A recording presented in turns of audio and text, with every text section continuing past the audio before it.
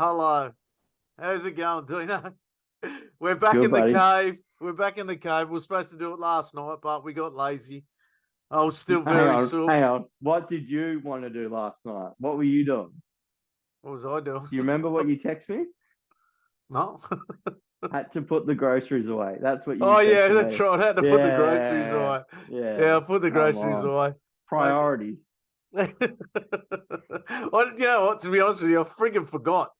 I forgot. I was up the shops and I didn't even realize it was 5 o'clock. And then Oh, when you messaged that's me, all I good, went, mate. here we go. I'll forgive you Yeah. this time. Yeah. Sorry, mate. Sorry. My bad. All good. Yeah. So, Dino, we haven't had a chat. Manchester United v Nottingham Forest on the weekend. It was a shaky start, to say the least. I've got to admit, I had a few of the boys in the cave. We did a bit of a show and tell before the game started, and we're all pumped for the game. And far out, mate, what a letdown the start of that game was.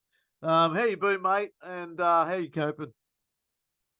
Yeah, not too bad, buddy. Bloody yeah, midnight kickoff here, and 12 or 2-0 down. You just wanted to go to sleep, didn't you? Like bloody hell. But Oh, mate, to it be was fair, like, stupid. the boys showed a bit of character and fought back to, a 3-2 win. There was a dodgy win, in my opinion. They were a better side and they were playing with 10 men and stuff like that. So, there's all work to be done. And it's just what's the most worrying part is that it's pretty much the same team out there except the goalkeeper. And we've declined from last season. So, I don't know what's happened, but hopefully we can turn it around. And we got one big important game this weekend, and then there's that international break. So, Ten Hag will, have a bit more time to work with some of his players that aren't going away.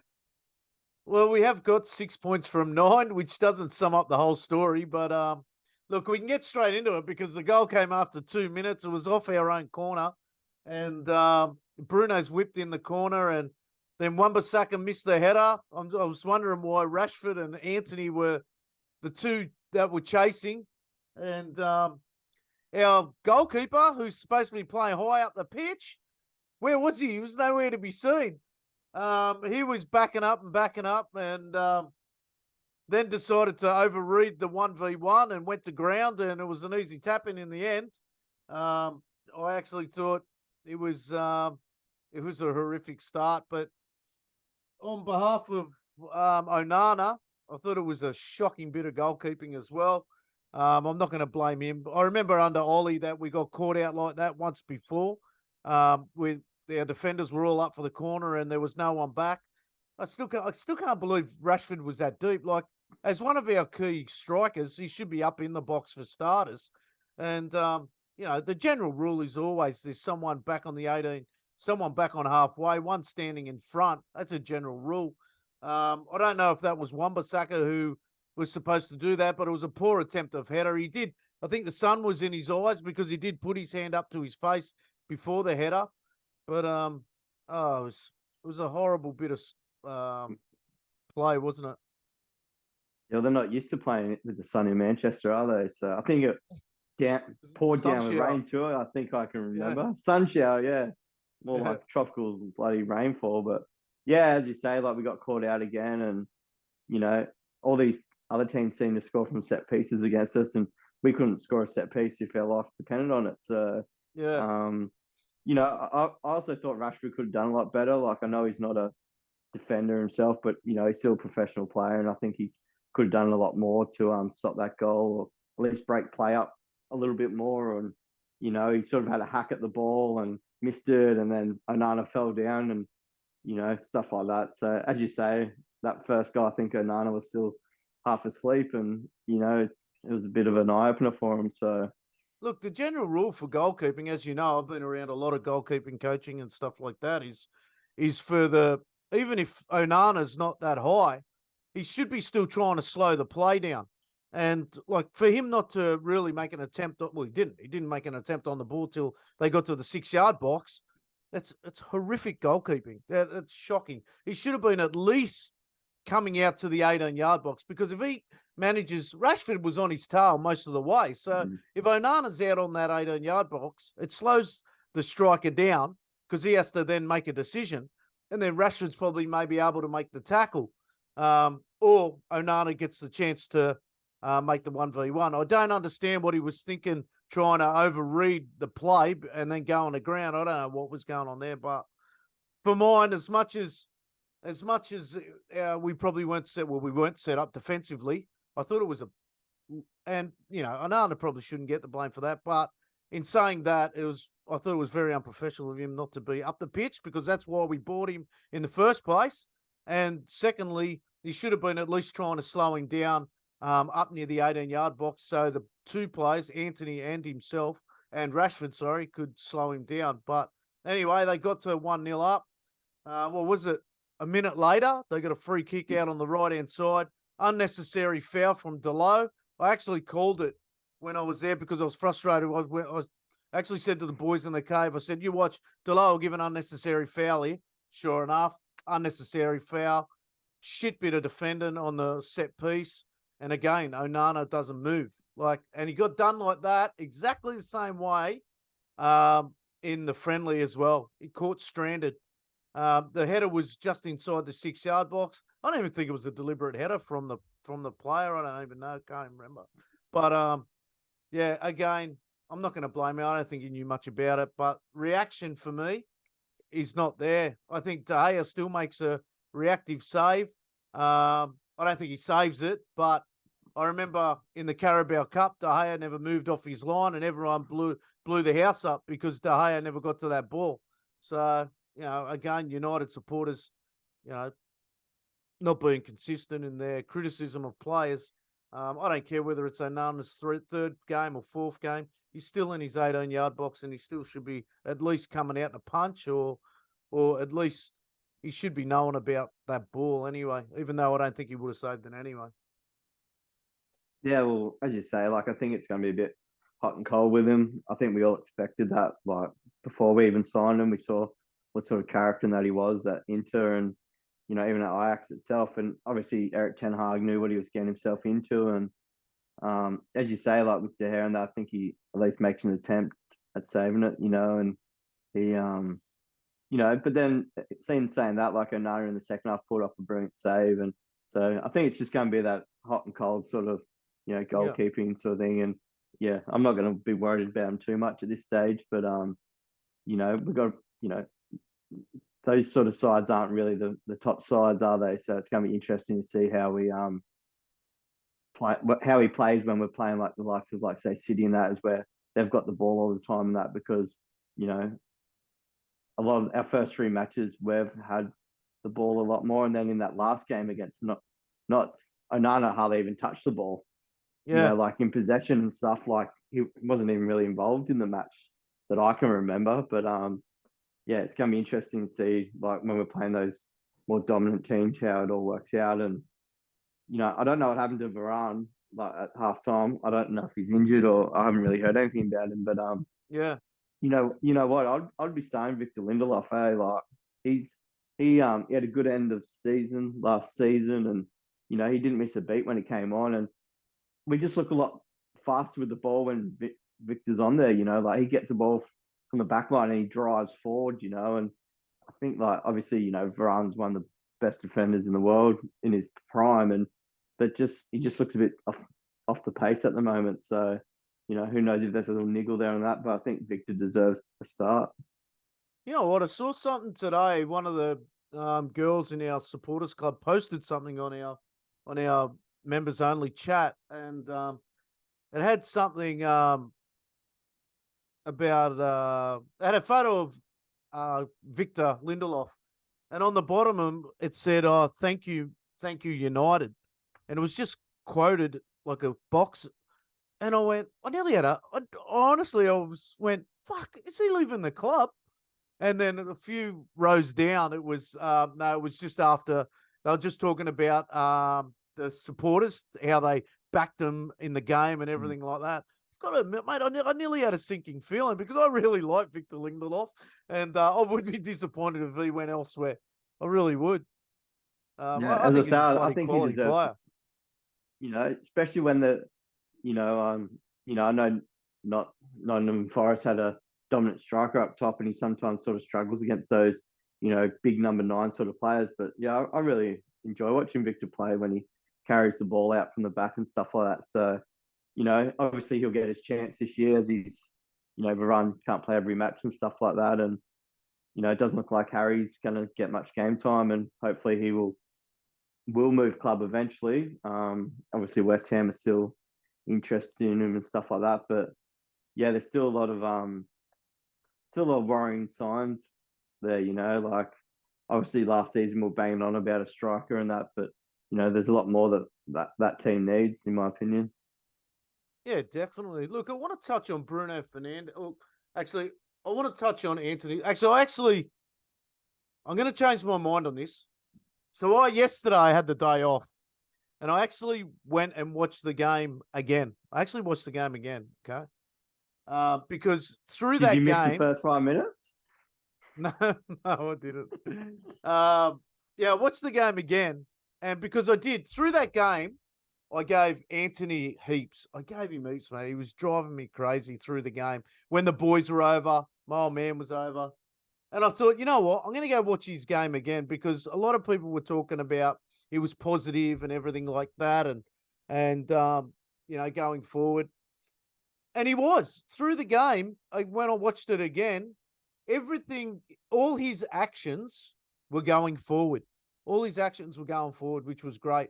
There wasn't much sideways passing or anything like that. He was willing to try and take players on, even though at times he was cutting back. And there was one time in the game, and I know it's only once, but maybe he might be able to build on it. He whipped in, he beat the man down to the byline, and he cut it back on his right foot. Now that's what I want to see out of him. And it was a pity somebody wasn't there because obviously he can beat a player back inside, but I want to see him beat players outside, just like Garnacho or Rashford does on the other side. Take him 1v1, cut into that 18-yard box, and try and draw that penalty or even get that cutback. And he did do that. He did do it on once or twice through the game. I'd love to see it more often. But he was That's very sort of where you positive go, through the game. where's Rasmus? Like, you think you have a proper number 9 in there, and he probably does get on the end of it. So, Yeah. He's going to make a big difference when he comes into the team. Yeah, definitely, definitely. On to Bruno. Look, I thought Bruno was outstanding in the game. I thought he had he was back and forth all the time. He was creating the goals. I think what was the first goal? The first goal was the Rashford shot. cutting it back into Eriksen, wasn't it? Yeah, the first goal was Rashford cutting it back into Eriksen. And I thought Bruno was going end to end. He was involved in a lot of stuff. I just thought he was very positive throughout the game. I don't think he was very verbal through the game, was he? I can't remember a time that he was. I think he just got on with it a fair bit, and it's very unusual for me to say very positive stuff about Bruno, but I thought he was very good. I actually thought he was probably man of the match for us, besides Wan-Bissaka, who again I thought was brilliant. But yeah, what did you see in Bruno? Yeah, well, it's always hard watching matches at midnight because you're not really like fully focused and and stuff Yeah, like that. But I thought he had a good game and that, but like he had a good game, but it's against Nottingham Forest. Like, let's be honest, like oh yeah, I know. there's Yeah, I don't understand. Like, so we've got two injured left fullbacks. We've got a young kid who got young player of the year last year at Preston. This is his shot. It's against Nottingham Forest. Give the kid a chance, get him in the team. What do? We play Della at left fullback. Sometimes I just don't get it. And even in the midfield role, like you got Casemiro and Bruno there. It's a perfect opportunity to play a Hannibal or a Gore or someone like that. To it's against Nottingham Forest at Old Trafford. There's no other way to make a debut. Like you're not gonna play them against City away and stuff like that. Like, but at home, we've been struggling a little bit. They have nothing to lose, realistically. Give the kids a crack. Like, you heard a lot about Ten Hag blooding young kids at Ajax and all that. And obviously, it's different at Manchester United because the club's just massive, but I just think in games like that, you can afford to at least blood one young kid in the team. Izzy, we're talking off air, and I'm gonna say it. I don't know if Erik Ten Hag's the risk taker the risk taker that we all think he is. I don't think he is. I think he just likes to be confident going in with his first 11, and yeah, and then sub at times. Like he does sub very well. I think that was this is the big difference. Look, Ollie never trusted anyone. He had his first 11. I think Erik ten Hag loves his first 11. The difference is I think Erik ten Hag can make very well substitutions. He makes them at the right time. He knows when to break it up. Even though I did think, and I'm going to say it here, Forest had 10 men. What the fuck are you bringing McTominay on for to defend against 10 men? I thought that was the shittest sub, even though I think McTominay is good enough to be on there. I just don't think that was a positive move. We're playing against 10 men. Next minute, we're on the back foot. We're on the back foot trying to defend a 3-2 lead when Nottingham Forest has got 10 men. Yeah, it's when they start doing those long throw-ins, like. Oh man, I get why he did it, obviously with the height and stuff. But as you say, like we're 3-2 hanging on against Forest at home. It's as I say, the team's gone backwards. Like, yeah, I'm not going to sit here and go, I thought we played awesome, because I don't think we did. I don't think we played good. It was good that we came back and won 3-2, and you know what? Over the years, that's trait for Manchester United to come back and win. But at least showed you a bit of character, doesn't it? Yeah, it showed great character. Yeah. You've got to take positives out of the game, and that was one thing I took out of the game. But mate, when we're playing against Forest, we're up 3-2, and then you go to bring McTominay in to defend the game against 10 men. I think that's shit. I don't think that's positive at all. And look, Erik ten Hag's very good in the. Well, to be fair, we played with 10 men. To be fair, that whole match, because Martial was off with the fairies as usual. Doesn't play all pre-season, and then Rimac, it's a miracle he's on the bench for the first couple, then he starts. And he's just, the only positive with Martial playing is that it moves Rashford out wide onto left. That is the only positive. He doesn't offer anything else except moving Rashford out left. Yeah, but this is what we're saying. Look, okay, let's hypothetically do this, right? So our 21s, they won 10-1 on the weekend. Okay? So if anyone didn't see that, our 21s played Stoke on the weekend. They won 10-1. Kugel scored. We've got Aaron Harris, Aaron or whatever, Aaron Harris. He scores 2. Fair few of them got a double. Absolutely killed it, right? I agree. We're looking for a striker. We've had Hugel play the whole preseason and everything like that.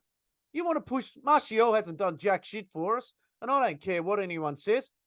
Throw Hugel in. Why not? Yeah. I agree with you. It's only Forest. Hugel's a big body as well. It's not like he can't handle the physicality. Like, he's a big lad, and it's like Charlie McNeil didn't get a shot in the preseason, which was surprising considering all the injuries and that we had. And yes, we got Rasmus Højlund there, but the kid's injured in a medical. Like, how many games realistically is he going to play this year? Like, I hope he plays every match. Don't get me wrong, but I just don't see it happening. And put that sort of pressure on him. They could be mixing it up a little bit. And because Rashford can't play 9 again this season. Like, I know it won't happen. He will play there, but he just can't. Like, Sancho for me would be better there than, Rashford has to stay on the left. Like, he's just, he has to. We saw what he does. Yesterday. And I was one for Rashford playing through the middle, but I can now see, and I'll put my hand up, I can now see the difference in playing on the left. Definitely. Yeah. And you know what? If Hugel's there, I'm sure in a Premier League game he does, and I'm not saying I want him to start for United, but again, I will say it. I don't think Erik ten Hag's the risk taker that we all think he is. And I don't believe it's that big a risk when you got somebody playing in at 9. If it doesn't look like it's working, and it's definitely not going to work with Martial because he's 8 years on and he's in and out of injury all the time. And, those little one-touch things that he used to do with Rashford and that, with Rashford, it's just not happening anymore. And it's frustrating. I'm with you. These young blokes are working their arse off to try and get into this first side. Are they going to get a chance with Erik ten Hag? It doesn't look like it. You look at last season, like, I know I used to wind you up with Weghorst and all that about just having a work rate. Well, to me, Yeah. that's, if Hugo gets out there and puts pressure on their, defenders for 80 minutes of the match, like he's done a more job than Martial. Like Martial does not even offer pressure. Like that's, No, that was my argument last offers year with nothing. Weghorst. Weghorst used to run his ass off Yeah. for nothing, like, and he would score, and you saw that passion in him, as where you see Mopey, Dopey, Martial. Like, we saw Yeah. him last year, down here, and we had a one-on-one with him, and he just didn't care. Like, the guy hasn't even learned English yet, and he's been there, No. what, 8 years? Yeah, that's Like, it. Yeah. come on, man. Like, Yeah. but, to me, it's not just down to him. Like, United brought him 50 million as a Monaco kid who came off the bench. I think it was about 17 times. Like, and we're throwing, like, the recruitment over the last 10 years has just been absolutely horrible. And, we're not saying anything new, obviously. Like, everyone knows this, but, there's a time where you just got to go, see you later. Like, play him in the reserves or whatnot. Let him mope around, whatever. Like, get him away from the first team, because he offers absolutely nothing. Yeah. Oh, definitely. And this is I coming agree. from me, that that I've Yeah, stuck with Martial. You know what I mean? definitely. Like, Yeah. I've I've wished still for got the so many quote years. cut, mate. You said he was going to score Yeah. 20 something goals last season. Uh, You've always backed him. You've always backed uh, Martial to the hilt. And there's a I've always point, said to you, it's I just don't like him, never liked him. But, like, play Harry Maguire as a number 9 before Martial. At least the big dope runs around a little bit. Like, yeah, that's it. Yeah. it's just crazy. Like, Look, yeah. Anyway, United turned over the ball. United turned over the ball on 34 occasions. Now, I mean, that doesn't sound like a lot, but in a game of Premier League, 34 occasions is not really good. Like, you turn over the ball 34 times against Arsenal, you're in a lot of shit. And look, Arsenal hasn't had the best start of the year either, but they're getting by, and they're probably winning a little bit more convincingly than United. But maybe we're a lot more critical on United than we are of Arsenal, obviously. But, I'm with you. I just don't see why we play Martial. I'm trying to be positive on Anthony, because I did think he was very positive on the weekend. Everyone's making a big deal about that shot that Anthony had, hitting left post. Keeper made a save. But at the end of the day, I thought the keeper read that straight away. I want to see him on his right foot cut back. The next goal came in. Who was the next goal, mate? I'm so rolled up right now. Casemiro, wasn't it? Casemiro, yeah, Was it? great play. Yeah. Actually, when Bruno took that free kick, he cut it square to Rashford, popped it back out over to Bruno, and tap in for Casemiro. When I first saw him kick it past it square, I'm thinking, oh, mate, what's going on? But you know what? I love seeing those goals, because they've been practicing them, obviously, at training, and it worked really well. And it came off. It was a beautiful goal. So credit to him for that. It was an excellent goal. So, like with Anthony, getting back to Anthony, like, the guy's been there just over a year. So, Martial's been there 8 years, and, at least Anthony he does track back quite well for yeah, no, he does. Yeah. a flair type of player, you know what I mean? And, Yeah. Obviously, he also hasn't played with a proper number 9. So you just don't know what can happen when he plays with a proper number 9. And, everyone cracks on about, that shot and all that, but that's his move. Like, you watch all these games and that he always tries that shot. They usually end up in the Stretford end or, the scoreboard paddock. That's the difference. Yeah. But, he hits one on target, and, it's an amazing strike. But, a $90 million player should be getting the ball on target a bit more than that. Yeah, 100%. Look, I want to try and be positive with Anthony, because, I do. When he first came along, I do like him. But my biggest problem he offers that flair and stuff like that, And, my problem is the price tag. Like. That's my problem. Again, the price tag. Harry Maguire price tag. If we're gonna put shit on Harry Maguire, we've got to be putting it on Anthony. And I'm sure he's starting to feel the pressure as well. So maybe he should take his hair back to his normal color and, earn that haircut, because a lot of it's like Garnacho. I swear, ever since he dyed his hair, he hasn't had the impact of what he used to. Like, definitely. And I know he's only young and stuff like that, but, you want to earn this flamboyant style and all that. You've got to earn it, Like, I remember as a young kid, your manager used to say, don't you dare wear colourful boots at training. You know what I mean? Like, you had to earn those colourful boots, So, some of these players, I think, they make United and think, that's it. They should be improving at United and trying to win everything. Yeah. Oh, definitely. I've just had Shano text me. How is he? Oh, yeah, I've just Is he seen at the KFC? message. Is he at KFC? Yeah, I'll just say to him, you can still come on if you want. Yeah, Just remember to turn the light on this time. yeah, yeah.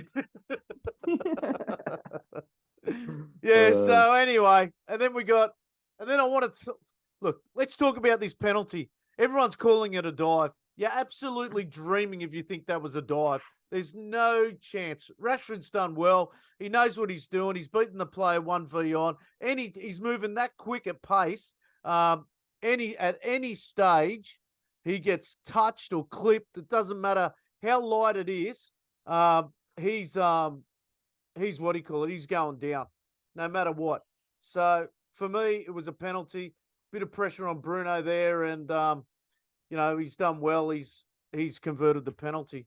So I think the problem is we've seen obviously worse ones that haven't been given. So then people just like sort of remember that. But like letter of the law, it's a penalty, and just like the handball a few weeks ago, it's a penalty. But I think people get the shits a bit, and it looks like he goes down easy, so everyone just says, "Oh, it's not a penalty." You know what I mean? And it's yeah, just it's a penalty every day of the week. It's just the consistency of the referees giving the penalties. Like let's be honest, you see handball now, you don't know what the decision's going to be. Well, I don't, oh and no, I've been playing since I was 5 years old. You know what I mean? yeah, So yeah, it's mate. crazy. The thing about it is with handball. I know we're going off subject, but That's handball what for we're good me, at. handball for me is just going to be handball. It just Yeah, like the 80s, 90s. And I know the game's changed, but handball has not changed. We are not rugby league players. We're not rugby union players. We're not AFL players. If the ball hits the hand, it's handball.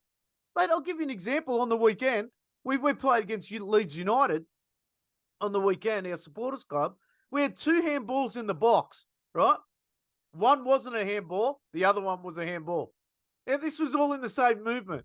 Like, it's freaking crazy. Handball's handball. It's and I bet you that's didn't have VAR there. no, there was no VAR. I was calling for it though because we were up 4-3. Yeah. Did you beat Leeds, Adam? Just for all our supporters out there, did you beat Leeds? Well, we were down 3-0. We were down Oh, 3 here we nil go. The and violin's coming we out now. came All back. right. We came back to 4-3, winning 4-3. We had a bit of a super sub come on in Alyssa, and she was working well with all the younger fellas there. Her and Tom, they what do you call it?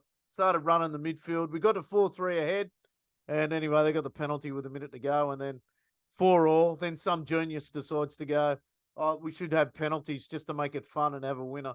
So anyway, we lost in penalties. So that's the go there. Let End of us down, story. didn't you? Let's move Let on. us down. No. I'm positive though. Let's hope that Rasmus gets some minutes this week, and I'm actually hoping he starts. Like he's been training now and stuff like that, and against Arsenal, what better way to make your Yeah, debut? And it's going to we're be going to the interesting. Emirates. We're going to the Emirates this weekend, and it's a tough place to win. That's for sure. Most definitely need to do better than the last few weeks that we've been playing. But like I said before, I don't think Arsenal's been playing the best either. But at the Emirates, it's a tough gig. That's for sure.